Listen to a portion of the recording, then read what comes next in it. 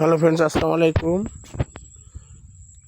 এখন যে ভিডিওটা দিছি পোস্টটা, সেই পোস্ট হলো আমার কৃষিকাজের পোস্ট। আমার বাড়িতে কিছু কৃষি খামারে কাজ করছিলাম যখন আলু 60 টাকা 70 টাকা ছিল, পুঁই সরি লাল শাক আপনার 40 টাকা আটি ছিল। তখন রাগ করে একদিন বাড়িতে আইসে 5 কাঠা জমি ছিল, গাছগাছরা ওটা পরিষ্কার করে কাইটটা তারপরে ওইখানে কৃষিকাজ দিয়েছিলাম। তা সেই কৃষিকাজের কিছু একটা অংশ দেখাইলাম যে 6 কেজি আলু রোপণ করছিলাম একখানা আটের ভিতরে। সেখান থেকে প্রায় কত 40-45 কেজির মতো আলু উঠেছি এখান থেকে। সেটা একটা ভিডিও করছিলাম, সেটা দিলাম।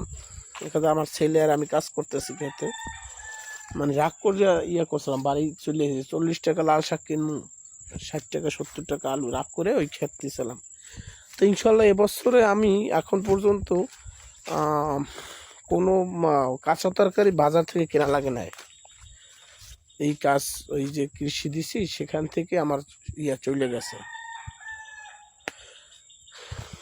অবশ্য আমরা সবাই যার যে জায়গা থেকে যদি আগেই আসি, দেখা যায় ছোট ছোট কাজগুলো যেমন কৃষিকাজ, বাড়িতে হাঁস মুরগি পালনের কাজ, এগুলোকে যার যে জায়গা থেকে করলে কিছুটা হলেও সাশ্রয় হয়। সেটা আমি আমার এই কাজ থেকে বুঝলাম। ধন্যবাদ সবাইকে। উৎসাহিত করছে যে তুই তো জায়গা পরি